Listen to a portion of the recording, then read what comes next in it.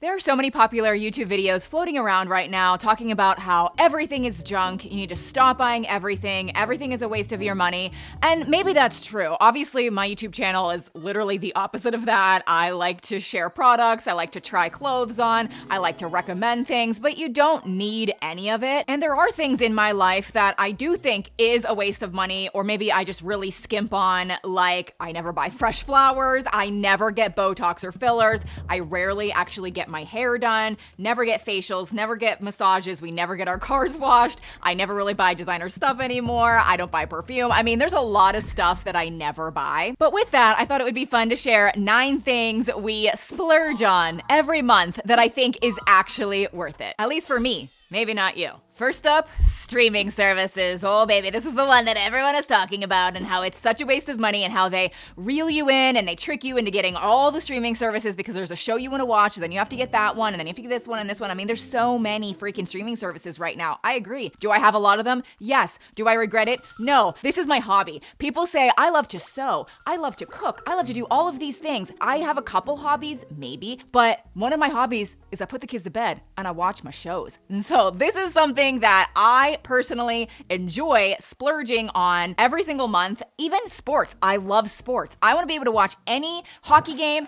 any baseball game. That's a lie. I hate baseball. Hockey, football, golf.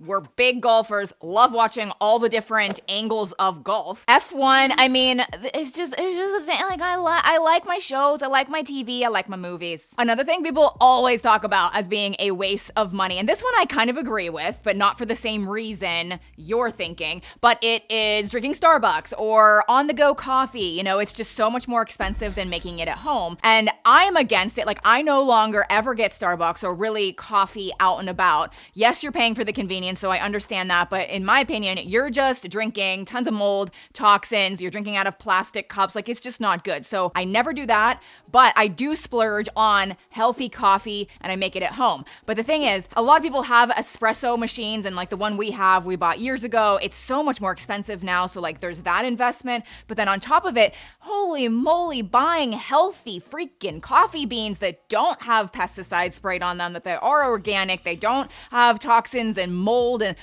they're expensive. So now that I'm buying legitimate, healthy coffee, it's a splurge every single month. But to me, it is absolutely worth it. And it does taste way better. I fear this next one is going to make people mad, but this is just me.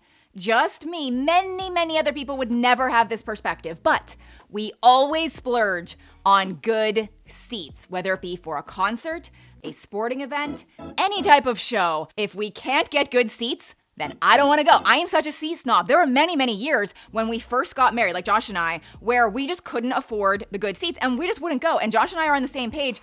If you go to a good concert or a good sporting event, even the bad seats are pretty expensive. I just wouldn't want to pay really for anything just to watch it on a big screen anyway. Like, I'd rather just do that from the comfort of my own home, and that's what I would do. And I know there's so many other people that can't afford the good seats, or they just don't care and they want to just vibe and, you know, be in the same room, or, you know, just enjoy the atmosphere, and that's great. That's just not me. We don't even go to that many shows or that many events, but if we do, we splurge every time. Okay, moving along, let's talk about groceries, because this is one where I kind of splurge and I kind of don't. So I never really shop at Whole Foods. Every once in a while, Whole Foods I do. Never Trader Joe's. Like, I don't go to all the fancy places. I shop at Walmart and I shop at Aldi. That's like the bulk of it. I try to buy healthy, but I'm not buying like organic every single time. I try to like avoid the seed oils as much as I can, but like, we're not perfect. But I do try to buy local farm meat and vegetables, because at least once a week I do try to juice, and I want those vegetables to be really high quality. And then every Wednesday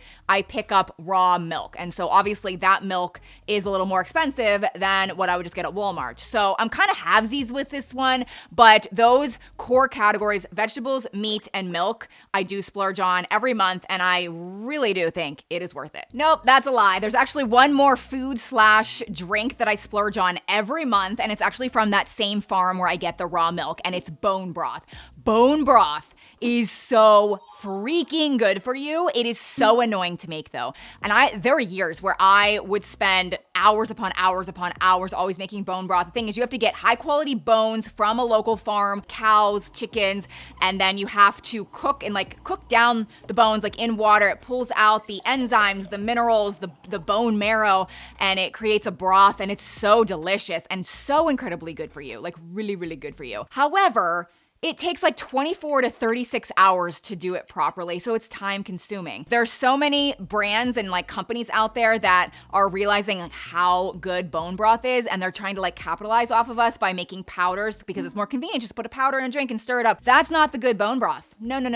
I don't trust that. I don't think that's good. I think you're wasting your money with that. So I want the real bone broth. And so now the company that I get the raw milk from, they're so reputable. They're amazing, but they sell bone broth. And I think they do an even better job of making it than I did, and it's delicious. And so it's expensive, but every month I get a case of it and I enjoy it almost every single day. It makes everything work better in my body. It makes me feel good. I know I'm getting so many good things into my body by drinking it. Should I make it myself? Absolutely.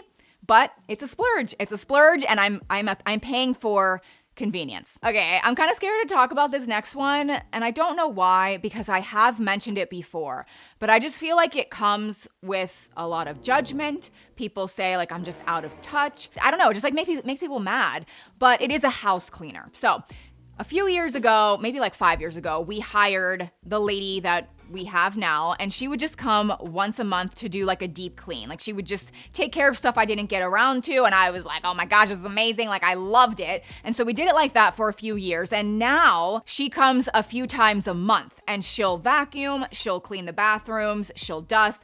And the thing is, like, she's not here every day, so we still do many things around the house. Like we clean all the time, but she just kind of keeps a base level of cleanliness. And I feel like people, some people just, I'm sure, can't afford anything, but I think there's others out there that maybe don't realize how amazing it is for even just a cleaning lady to come once a month. It takes so much off of your plate, more than you realize. I just think that half the battle is probably finding somebody that you actually trust. But if you can find that person, I really think it is something that it might be worth splurging on. Another thing I splurge on every month is YouTube Premium. Guys, I'm a YouTuber. I love YouTube. I watch so many YouTube videos. I listen to so many podcasts. It's basically my streaming music service as well. Like most people have Spotify. No, I've never had Spotify. I use YouTube Music. And so YouTube Premium gives you completely an ad-free experience watching videos, listening to music, podcasts, and never interrupted. I can like turn off my phone and it continues to play. Like there's a lot of benefits that come with, upgrading to YouTube Premium. I definitely don't think everyone should use this or get this. I just think for me, it's actually worth it. Next on my list is Pilates. I splurge on Pilates every month. Guys, I am over yoga. I'm not saying it's bad. I know there's so many people that love yoga. I think it's great for stretching and your muscles and breathing. I just get bored. I don't know what happened. I don't really do it anymore. I love Pilates. It's literally become a hobby of mine. And I'm talking mat Pilates.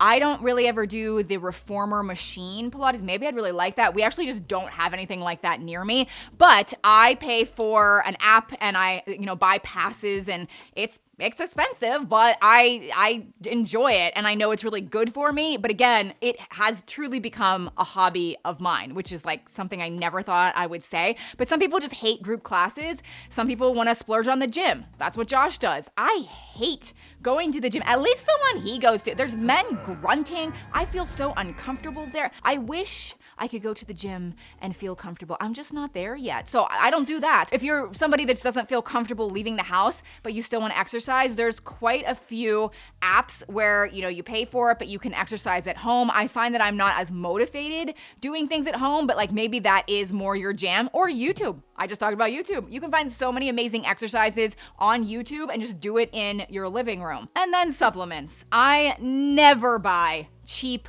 supplements. If you are buying probiotics or vitamin D from Walmart, just stop. You're either wasting your money or you're actually doing more harm than good. I always splurge on the better, more expensive brands that are third-party tested, have traceable ingredients, no fillers. And with that said, There are so many supplement brands out there that are just tricking you into thinking you need to take their supplement. I said in a recent video that the supplement industry is turning into big pharma. Like, that's just the truth. It's honestly ridiculous. Like, you don't need 25 supplements. And don't get me wrong, like I experiment with supplements, but there still is like a small core that I think are essential. And then the rest, maybe here and there, you could try something if you find out you're deficient in something, or maybe you have an ailment or some type of autoimmune problem, and a different supplement might help to fix that problem. But for the most part, I don't buy a ton of supplements, but I make sure they are freaking good. Put down in the comments things that you splurge on every month. I'm genuinely curious what comes to your mind, because I think it's different for everyone. But I hope to see you in this video next. These are viral Amazon products that I actually think are worth it. They're super cool. So I'll see you over there.